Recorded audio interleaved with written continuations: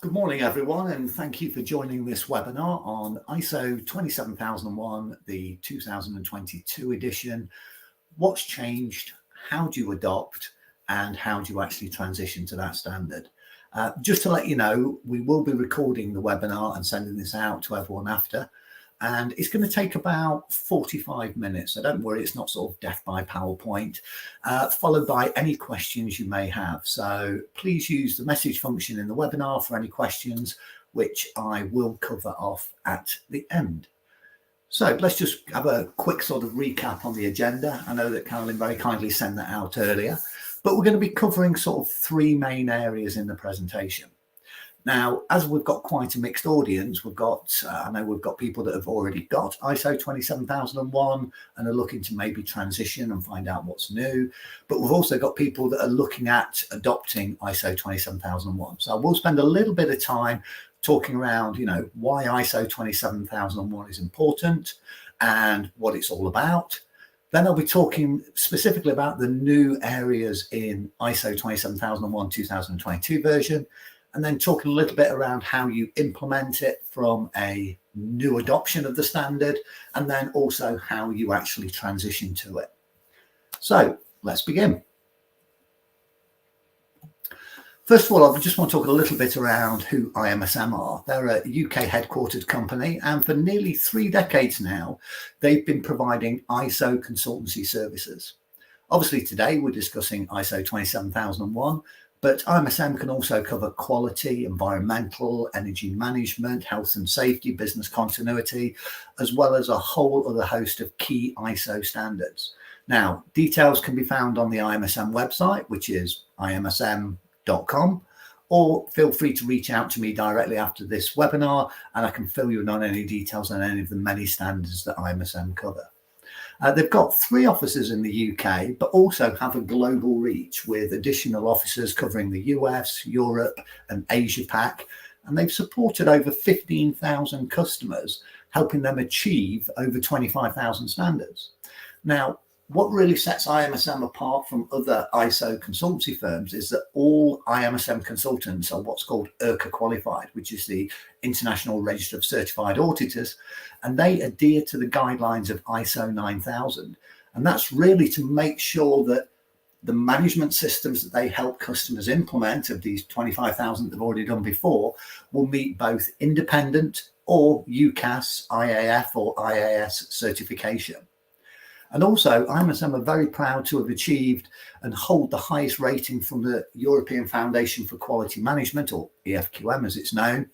And that's really about recognising the quality and excellence of their work. And also, IMSM are obviously pleased to confirm that they've retained their sort of 5-star rating during the last assessment. So let's talk about why ISO 27001 if you don't already have that implemented inside your business. Now, when I first started off in the industry, the information and data was stored in a nice little sort of filing cabinet, and Bill had the keys to the filing cabinet. And if you wanted information on your customers, your suppliers, I was originally, a long time ago, a piano designer of all things. So if I wanted information on the latest designs, the intellectual property, I could just go to the filing cabinet and pull it out.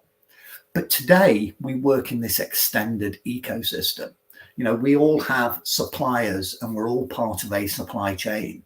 You might be supplying customers, or you might be buying third-party services from somewhere else and reselling that onto your customers.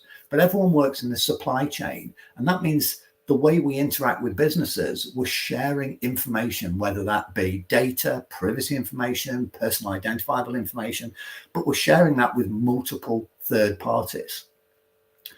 A lot of organizations, including ours, are using cloud services. Now, we've adopted cloud services because of cost, because of ease of deployment, because of speed of use, but security around cloud also needs to be addressed. And a little bit later on in the presentation, I'll talk about one of the new controls that 27001 2022 edition is specifically around cloud services and how you adopt them and everything like that. But businesses are moving and working in this really extended ecosystem. We're also using a lot more outsourcing, whether that's outsourcing of your account system, whether you're using a managed service from an IT company providing you desktop support or remote support on your services. And that means that you are again sharing information with this extended ecosystem, and it really needs to be controlled and protected. Obviously, we've all seen in the press about recent attacks, whether that be from the hacking fraternity, ransomware attacks, cyber attacks. But businesses are also looking, because they know about the extended ecosystem, that you will be sharing information and data with third parties, and are starting to target, and there's been some very sort of high profile cases around large third party software vendors and system integrators and infrastructure suppliers that have been targeted specifically for their customers' information. And these attacks are growing and continuing to grow all the time. But also businesses need to look at the governance and how they actually manage information, data and privacy of their clients, whether that's personal identifiable information or PII, and how's that actually managed? Who can get access to it? Where's it stored? How's it accessed? How's it data information classified? You know, can you meet compliance areas such as GDPR? And are you able to demonstrate that you have the right policies and the right processes in place that actually meets GDPR guidelines? Now, we get a lot of customers coming to us going, we've been asked by one of our suppliers that we must have ISO 27001 or ISO 9001 or 14001 for the environmental. And suppliers are now looking to mitigate the risks that they deal with or that they have with their supply chain by insisting that they meet the requirements of ISO standards such as 27001 for information security management. But also it's better business practice around governance, around protecting the information and data, giving the confidence to your stakeholders within your businesses, whether that be your employees, your customers, investors, or just the market as a whole, that you are looking after the privacy, the data and the information within your organizations. And, you know, if that's threatened or compromised, or people can't get access to the information to be able to do their jobs within inside an organization, the impact to any business can be absolutely huge. You can't meet your service level agreements with your customers because you can't access a cloud service, or you've been hacked, or you can't actually understand the process of managing PII and personal identifiable information. The impact can be absolutely huge and devastating to businesses. What I want to talk now is a little bit around the sort of indirect and direct threats that businesses face around information security. And it's not just hackers and IT security, it covers a whole host of other areas. Now, a lot of businesses have grown over time and might have out of date information security or information privacy policies. Their security might be quite loose around who can have access to what information, when and how can they actually share that information out to third parties, to customers. How do they actually manage that process there? You know, does the organization have all of their assets? Not just necessarily IT assets, but all of their information assets as well. And how do they actually manage that? And I've said it before around access control. Who can have access to what information, under what circumstances, and when within the organization? And that's really to stop exfiltration of data and information from internally going externally to parties that you don't particularly want it to go to, I suppose. It's also looking at things like encryption and physical security around the buildings, you know, access control systems, cameras, etc. Now, everyone might work from home, and that's just not applicable. And when I talk a little bit more around the sort of new controls and the areas that addresses, we talk of what's called a statement of applicability, which is really narrowing down what's important to you as an organization. And it might just be, you know, proper adapted operational security, or you might have a change communication security. One day you can send information out, the next day you can't, because you've now got non-disclosure agreements with certain key clients and you can't share that information out. And these things might change. And they're the sort of direct threats. But then from an indirect sort of point of view, you may have information security incidents that have happened. How do you actually manage that? How do you cope? How do you learn from that incident and how do you make sure it doesn't happen again? And one of the new controls and some of the changes to the controls within there will actually address those particular areas. Now, again, I'll cover that a little bit later on. And you might have internal changes within the business. You might go in after new markets, new areas, new types of customers with new requirements coming in. And it's making sure that your information security management system meets the needs of your business and the way it's actually going forward. Or it might be looking to go into new areas and get new opportunities with new customers. And having ISO 27001 will enable you to be invited to the table to be able to supply new customers that are looking, as I said previously, around that supplier request of our clients, or our suppliers, sorry, must meet the minimum requirements of things like ISO 27001. But you may already have an information security management in place. But what you need, it may be, quite a basic system that you've been running for a long while, but can it identify all the information and data assets and personal identifiable information? Will it be able to understand what the threats are to you as a business? Not just generic threats, but what are the threats to you? And can you determine what they actually are? And will it then help you look at the vulnerabilities your organization may face from those threats and how you can assess those? And it's really about looking for the controls within inside ISO 27001 and meeting those relevant controls that will help you improve the information security within inside your business. Now, there are obviously other options as well, but these are not really management systems. You've got things like Cyber Essentials, which is a simple checklist. It's a self-assessment model, and it's really aimed at small to medium enterprise customers that want to bid for UK contracts and get a general improvement of their cyber security. But it's not a management system. It's not looking at how you manage information security and what your processes and procedures are. It's just a checklist to make sure you meet the 5 key requirements of Cyber Essentials. And obviously there's also Cyber Essentials Plus, which that you do get a full independent review of your infrastructure. And that will be, your mobile devices, your desktops, your laptops, your servers, tablets, etc., looking at your network, and it will evaluate and make sure that you've got the securities in place and actually test that security. But again, this is a static evaluation and it's not a management system. And it's got, I suppose, limited acceptance outside of the UK. Yes, it is recognised outside of the UK, but it's not like ISO standards like 27001, for instance, which is a globally recognised standard.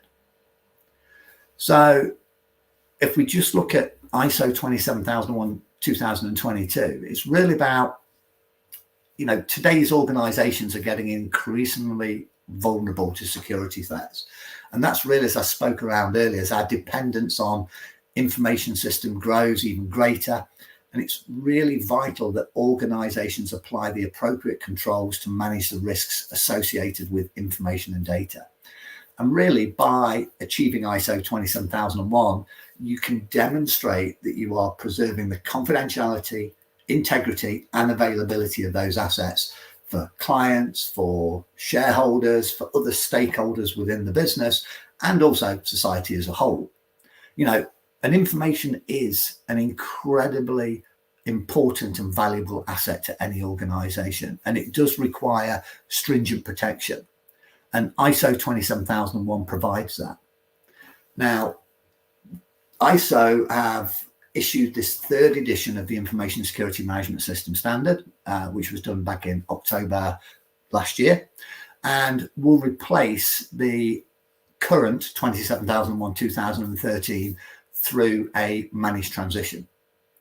It's outlined the requirements for a 3-year transition period for all organizations currently certified.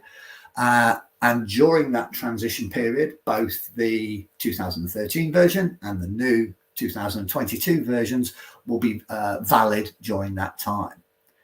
But if you have 27001 and certified, you must work towards transition to that new standard before I suppose it's going to be the 24th of October 2025, which is part of that 3-year transition period that I said. So that's kind of what is ISO 27001, what are the threats, and what is the sort of value that it can help and deliver to an organization.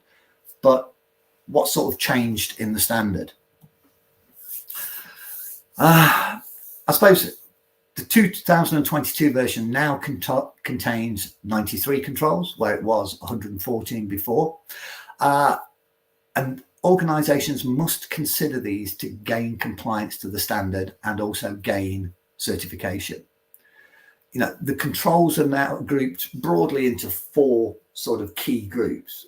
You've got technological, which has 34 controls. You've got the physical elements of the security, which has further 14.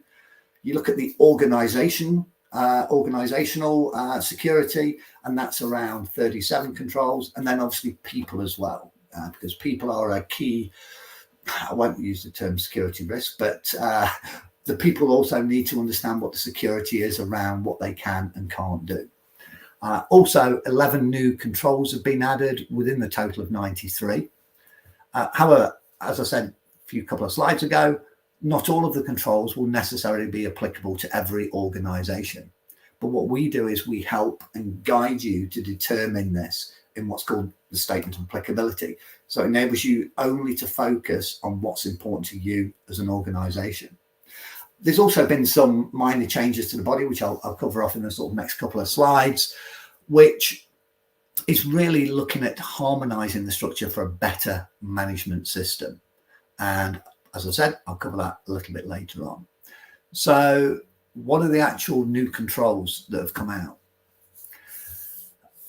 I won't go through these in particular order, but if you look at threat intelligence as one of the new controls, this can be utilized to prevent, detect, or respond to both internal or external cybersecurity threats. And of course, companies can produce their own threat intelligence or go to open source intelligence tools or buy third-party products that can do threat intelligence for you. However, more often than not, third parties are using organizations such as the National Cybersecurity Center or NCSC, and that's well with Google over there. They've got a lot of information on current cybersecurity threats that are actually coming.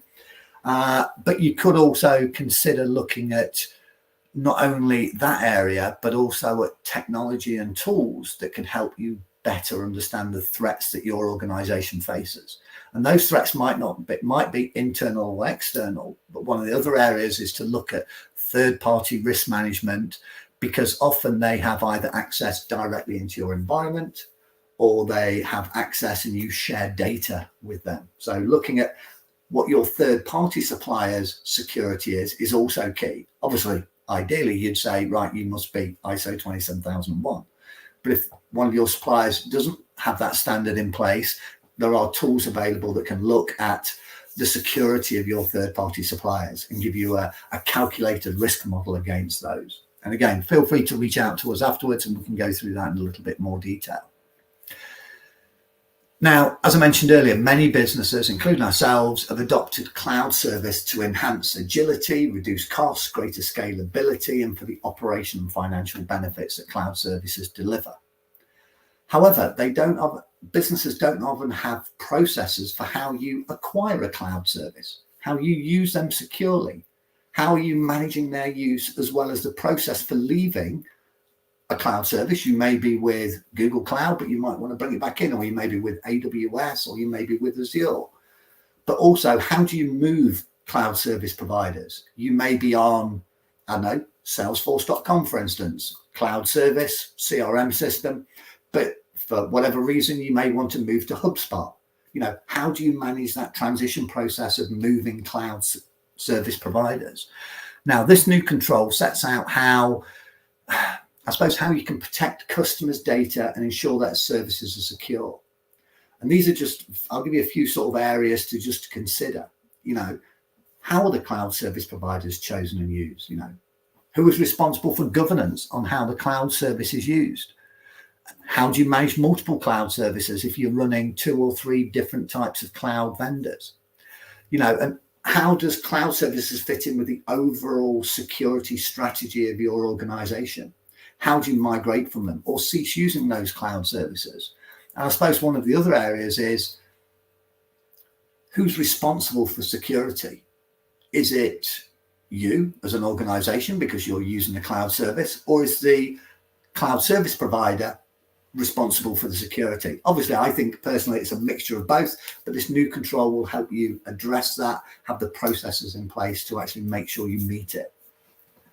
Now, from a disaster recovery point of view, whether that disaster is a minor incident or a major disaster, businesses need to be able to understand the role that is played by ICT platforms and services in maintaining its business continuity. It's about looking at what the recovery time objectives are and the overall business impact analysis that can be done. And this really enables you to recover quickly and easily with the least disruption possible to the information security systems. And again, this is a new control that has been introduced into the standard. If you look at the next area, it's about how you control, or the next control, how do you control to detect and prevent both internal and external people who try to gain access into the areas that are deemed restricted.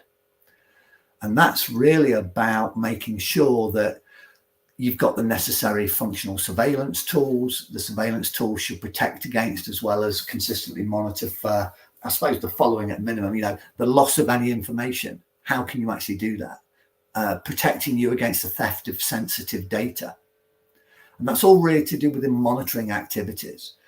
Any financial damage, theft of removable information assets, potential corruption of IT systems through malware, etc. How is that all managed? Now, configuration management, which is actually this was the fifth new control, requires you to draft and implement configuration management policies for both hardware and new systems, as well as your existing systems in place.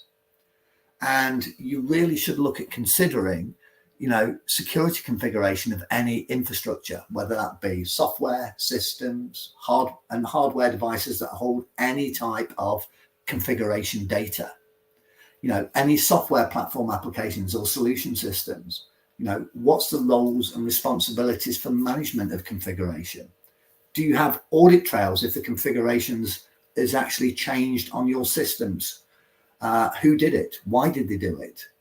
And then monitoring of the configuration files as well and how they actually operate is really key to an organization. If you're changing your environments and you're changing your systems, being able to monitor why that was done, who did it, and what was the business reasons behind it or the security reasons behind it, helps you look at continuously improving the way you operate your systems. If you look at the sort of sixth one, it's really about new control as opposed to data deletion. And it's really about, I suppose, making it complement your existing data retention policies and procedures that you may already have in place. And it's really about being compliant to regulation and governance such as GDPR. I suppose it's, what are the maintenance tasks relating to the deletion and destruction of data and or IT assets?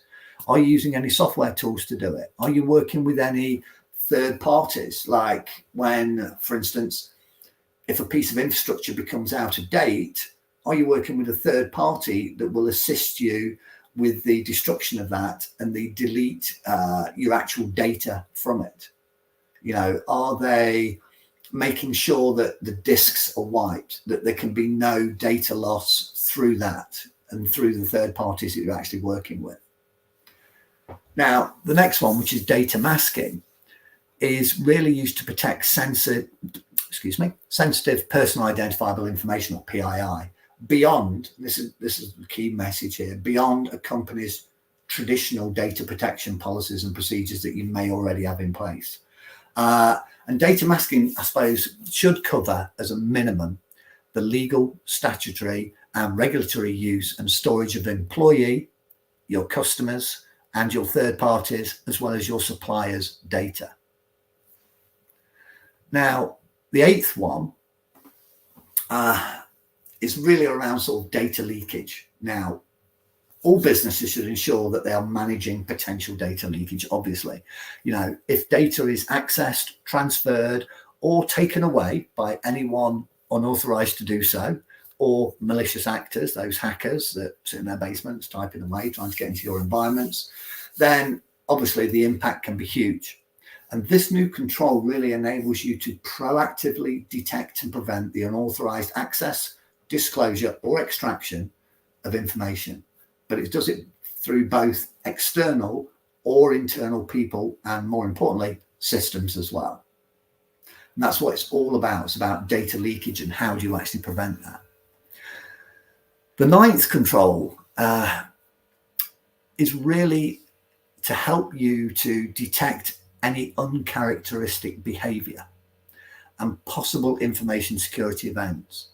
And it's about, I suppose, the controls regarding your network systems, the applications, which should be monitored for uncharacteristic activities, and the appropriate steps that need to be taken to understand any possible security events.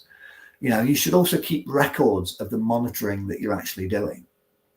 And it should be retained for auditing as well as for defined retention period. And monitoring activities should cover at least the following, traffic, both inbound and outbound on your network. Who and what had access to your systems and applications? What has changed in any of the configuration? We spoke a bit about that configuration management earlier of your environment, and the logs for security tools if you're using them. And obviously user activity, who's logged on to what device, what set of data, what file systems, and tracking that user activity as well. Now, the 10th one is really about, I suppose, covering the increased number of cyber attacks, especially phishing, email, which target users to visit a website, that may have malware on it. That if visited could infect the user's device as well as the network and any other devices that are attached to it. And therefore you should have, the appropriate web security, because this is a sort of web filtering, web security that enables you to control and restrict what external websites can and cannot be accessed to prevent security threats. And the new control 10 will really enable you to, eradicate security risks. You don't want people going on potentially malicious sites. You want to control that through web filtering, that you have both whitelists and blacklists, for instance. That's a simple approach to do, but there are a lot of web filtering technology tools on there that are looking for keywords, that are looking for are you accessing a particular site? What is the reputation of that site? But a simple blacklist and whitelist of these are the authorized websites that the employees can go onto and use. And these are the ones that they definitely can't go on because we know they're malicious sites. But there are technology tools and services that can actually help you do that and do it. Now, I suppose the final one is looking at businesses that are doing software development. Is the code that they are writing secure? And again, you might think, well, we don't do any software development. And that's where the statement of applicability comes in, where we tighten down the scope of what the new controls you'll need to adopt within your business if you're transitioning from 2013 to 2022 version. And if your coding is not secure, then you expose potential systems within your environment, and ultimately information and data can then get access to it. Now, there are ways to address this if you're secure coding it, and doing things like penetration testing can lead to, looking at vulnerabilities within the software. But this is all about really developing the software with security in mind. And, security vulnerabilities are not there from poor coding. This new control is there for you to prevent security risks as well as potential weaknesses that may lead to a breach or a loss of information and data from poor software coding, and making sure that best practices are used and best principles are used to make sure this code is as secure as it possibly can be. So that's kind of the new controls that are actually within the environment, within the new management system. Like I said, not all of those will necessarily be applicable to you, and the statement of applicability will narrow the actual scope down. But like I said, there have been some sort of minor changes, and it's really, like I said earlier, it's better aligned with the harmonized structure for a management system in what's called Annex SL. So again, Annex SL. Of note, changes have been made to the following sort of ones. You've got 4.2. Who are the interested parties? What do they expect and need? These could be your customers, your suppliers, your regulatory bodies, or any other third party, because they will have a high expectation regarding information security management, and you need to meet those expectations. If you look at 4.4, what are your information security management systems? Are you running things like web filtering, which we spoke about earlier for the malware and the malicious sites? But are you running things like CASB, Cloud Application Security Broker, looking at how you manage cloud applications from a secure point of view? Email security, patch management, password management, data loss prevention. There are lots of different types of technology, but how are you managing those types of technology that you're using? 6.2 is really about what are the objectives for information security and what are you doing to achieve them? Everyone needs to have objectives in their business, and ISO is about continuous improvement. But I suppose a great way is to look at how you measure an objective. And, I personally use SMART metrics and SMART structure. And SMART is, S for specific, measurable, achievable, realistic, and timely. There's no point in having objectives if you can't measure it. And if you adopt the SMART structure, it gives you a nice structured way of actually doing that. But again, our consultants will help when they're looking at that particular element.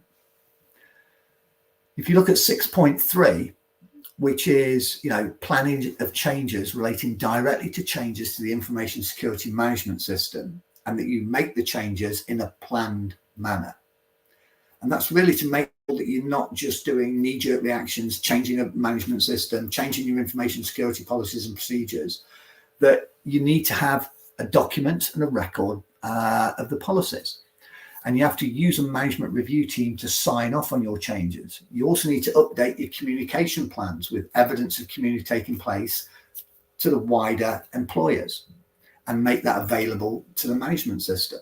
Because if you change a policy of, you can no longer use USBs connected to the devices because we've locked everything down, you need to be able to communicate that in. Or you can't go onto these types of websites, you need to be able to communicate that. And planning of those changes and how you communicate them is key.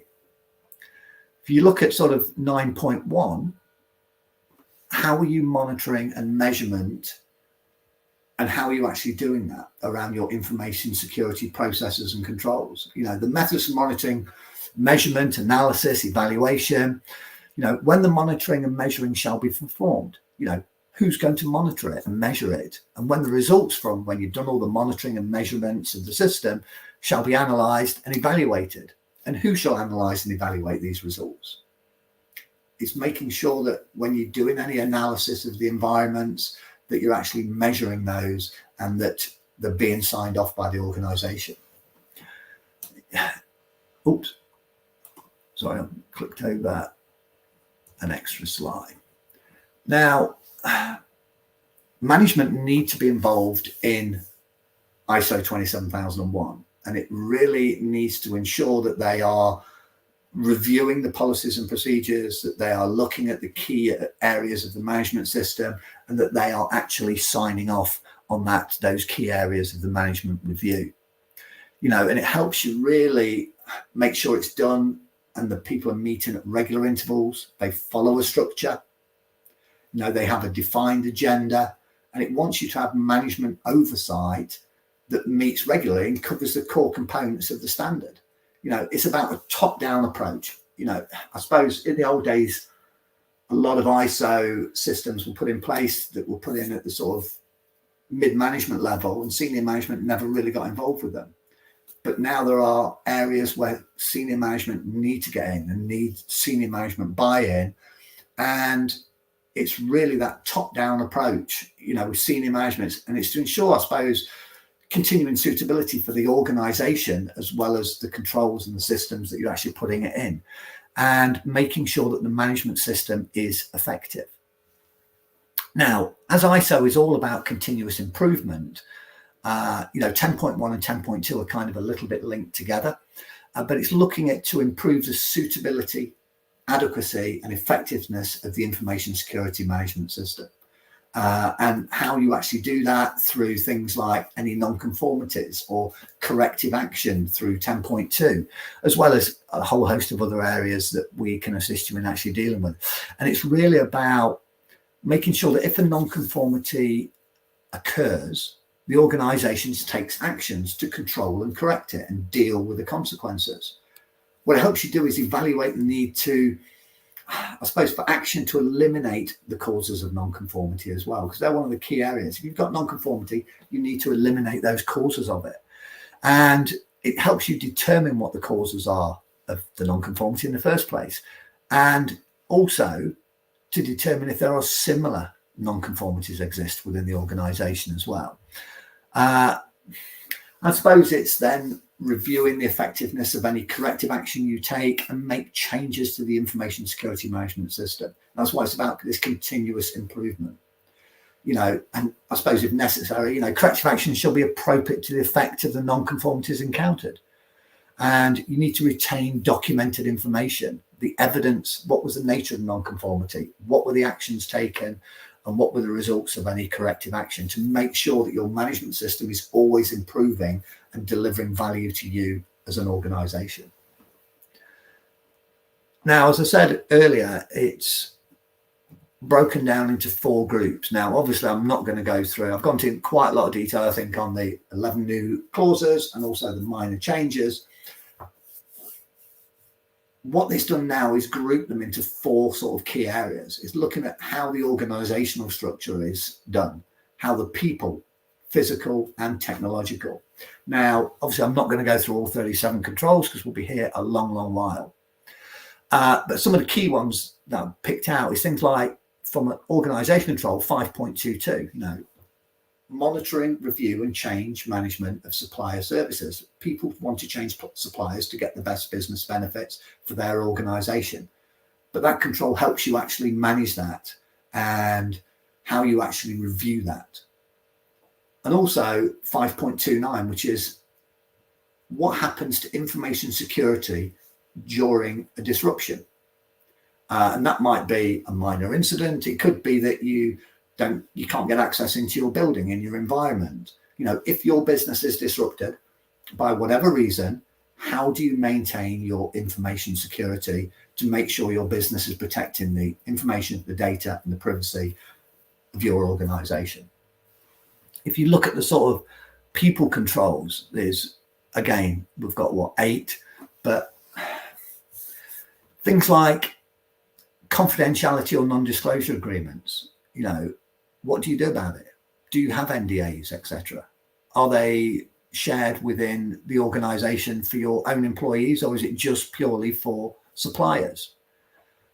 What happens if you have to terminate or change somebody's employment? What happens to people's access to the system, the information or the data, or if they leave or they have a different role within the organization? How is that actually managed? How do you make sure that people can only have access to the information that enables them to do their job without risking potential data loss or any information moving from outside the business? So it's looking at those sorts of people controls. Same as physical controls. Again, not applicable if everybody works from home and you're completely wide. There will be some physical, but how do you secure your offices, your rooms and your facilities? And how do you know this is effective and works? And that's 7.3 of the physical controls. Do you have a clear desk and clear screen policy, which is number 7.7? What is the policy? Can they just leave confidential information just hanging around? I hope not.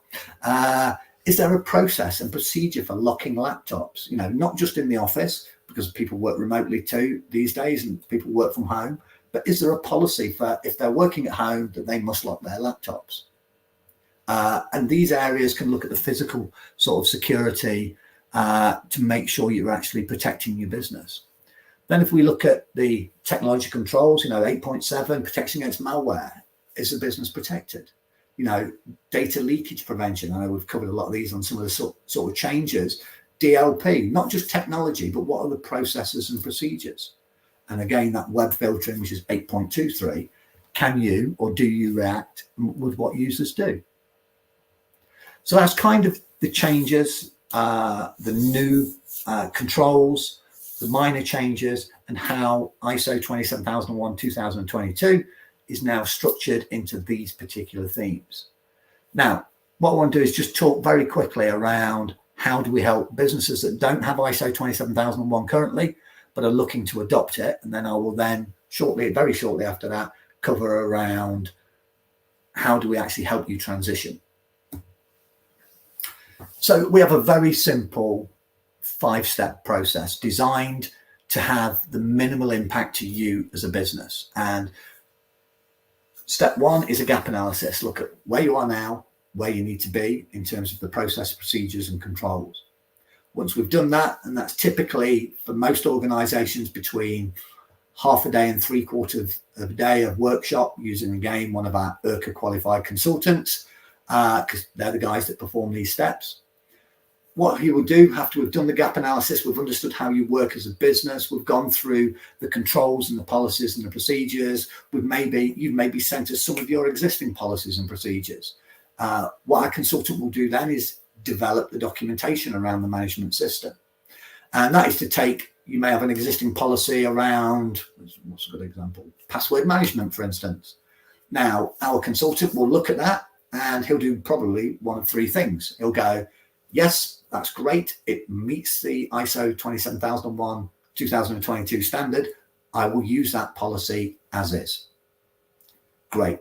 That's the first one. Second one will be, doesn't quite meet it. We may have to change it a little bit and maybe a small tweak to it. But thank you very much. We've got that policy. We'll now build that into the management system, but it's got a slight change of it. And the third one is, it doesn't meet the standard. It never would. Maybe the policy was your password's got to be password 123 and you never change it. Nobody would do that, but hey. And then we would bin that, but rewrite you a new policy from scratch. Then what we do is once we've got the management system developed for you that is specific to your business, your requirements with that statement of applicability and scope's been brought down to make sure it does what you do as a business, we then come back and present that back to you. This is your management system.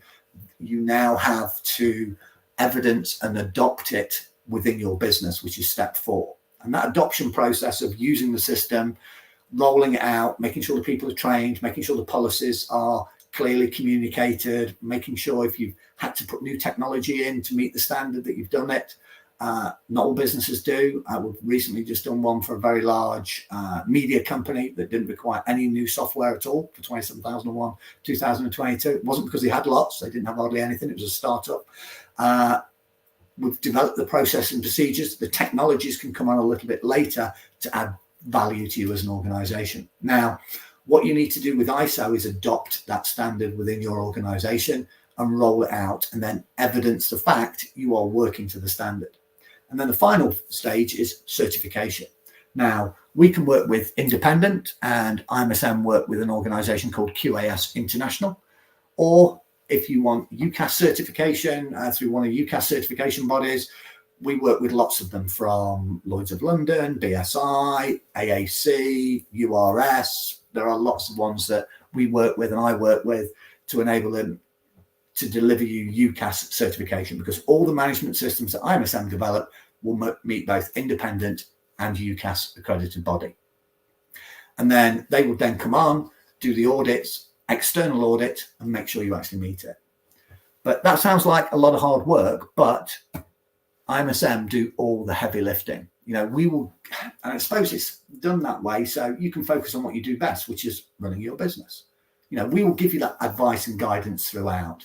I've spoke around the assessment of your existing management system, or if you haven't got one, and we work with a lot of organizations, believe it or not, that don't have any information security management systems in place at all. And we're developing one from scratch with our years of experience for nearly 3 decades and the thousands of customers that we've got. that enable us to develop management systems that are bespoke to you but meet the standard. And we will design that and build that bespoke compliant ISO management system for you.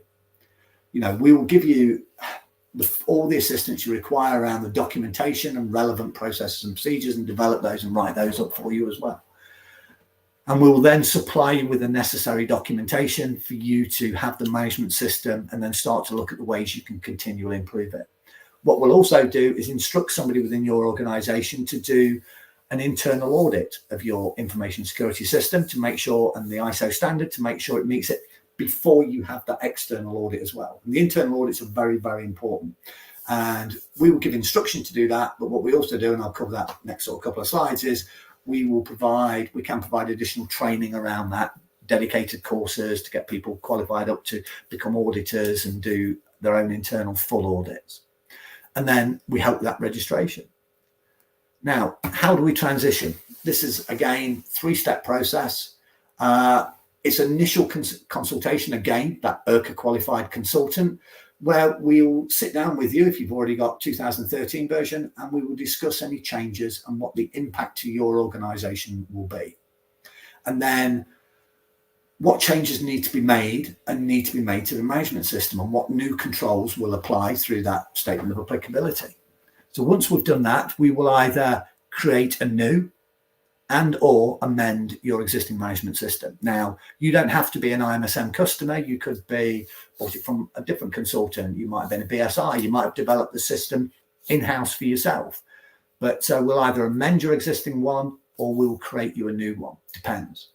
And we'll then support you in the work that you actually need to do to undertake and roll out the new policies and processes and procedures, etc. And it's really there. After that, we then hand over the documentation to you, and you then again adopt it in the same way that I spoke around for a new client would adopt it. And then we arrange for your either independent, and we, like I said, we use QS, or we can bring in a UCAS certification body to actually help you become UCAS certified for ISO 27001 2022. And that's the transition process. It's very simple, 3 primary deliverables, and that's it. Now, we provide additional ISOs, which I said at the beginning. You can go onto the IMSM website. We do the internal auditor training, either group classes, individual training, on-site training, or remote site, dedicated to you. We can also provide managed services for those organizations that don't have the internal resource to manage it, and that might be doing things like the internal and the pre-audits for you, doing the management reviews, sitting down with the management team, doing the system analysis, looking at your controls, looking at ways we can improve it, and that continuous improvement methodology for ISO standards. Or you might have existing ISO standards already and you want to integrate them into a integrated management system. Now, we've integrated lots of different standards, whether that be sort of the primary 3 have been sort of 9000, 14 and 45, integrating those. But we've also done 14,000 and 50,001, ISO 27001 and 9001. There may be other areas where we can help you to integrate management systems to, reduce the internal audit on you and only one set of documentation for you to manage. So if you've got multiple ISOs, you're struggling to manage those across your organization, talk to us and we can look at how we can integrate them for you. So I suppose in summary, it's about both the new standard, but as well as ISO 27001 in general. It's about protecting the information, privacy and data security of the assets that are important to you as an organization. Now, all external stakeholders and also internal, your own employees have high expectations that you are looking after their information and their privacy. I see it a lot in different leaks and things like that, where it's employee data leaked, as an employee and as a business owner, I want to make sure the data information is protected on me. If I share my information with other organizations, I expect them to look after it. When I was an employee for different companies and things like that, I have very high expectations, and all your stakeholders will have you. It's easy to implement as well as transition. I say it's easy. The process is easy. How you roll it out is really up to you, and to make sure that you adopt and you can evidence the fact that you can work to the standard. But one of the things that I always say around ISO, if things don't work as they should, it just means that standards aren't present. But what you don't want to see is that ISO 27001 is a cost. It's not. It's an investment. It's an investment in your company for 27001, to bring you to the table to help you win more business, increase cost profits, protect your customers and any other interested parties around the data that you're looking after for them, helps you, protect against potential fines, damage to reputation. Reputational damage can be huge for organizations, or other damages, other costs that are involved in relating to fixing problems that could have been fixed by having ISO 27001 in place, as well as, protect your brand at all times and protect your reputation. It's also an investment on your employees, because they have a clear understanding then of their roles and responsibility where information and data security is concerned, as well as helps them motivate and enhance the way they actually work, because they know what their roles and responsibilities are. It's also an investment in your customers.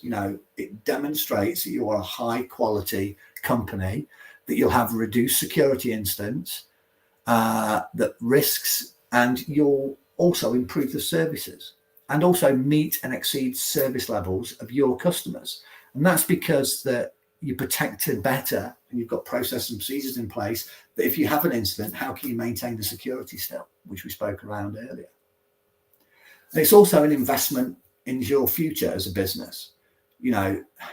Protect your customers' information and data, and so your business can continue to operate. Prove your credentials to a global market, and helps you grow and develop your information security policies and procedures and management systems in a controlled and measured way. Now, there are a few potential next steps. We've got lots of further information on the IMSM website. You can also arrange an ISO benefits review with myself, which will drill down into the standard in more detail and look at what are the actual benefits to you as an organization. Or if you want an investment proposal, we can provide you with a fixed price investment proposal. What we don't do is time and materials. We'll give you a fixed price to implement and or transition. And that's regardless of how complex or how long it will take. And it's always a fixed price from IMSM. I'd just like to say thank you very much for those who sat through the entire webinar, and I really appreciate your time. So next one is any sort of questions. So if you've got any questions at all, we've got about 9 minutes left until the hour's up. So feel free to put them into the chat window and I will cover them off.